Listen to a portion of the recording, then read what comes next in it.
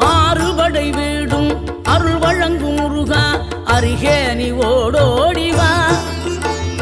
மூவிரண்டு முகம் சொலிக்க ஆறிரண்டு கரங்களுடன் ஆதரவு தர ஓடிவா.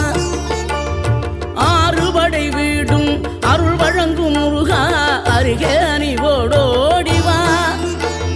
மூவிரண்டு முகம் சொலிக்க ஆறிரண்டு கரங்களுடன் ஆதரவு தர ஓடிவா.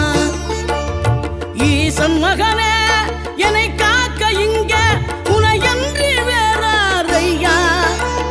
நெஞ்சார நான் நினைக்க பஞ்சாமிர்தம் கொடுக்கும் ஒரு தெய்வம் நீதானையா. ஒரு தெய்வம்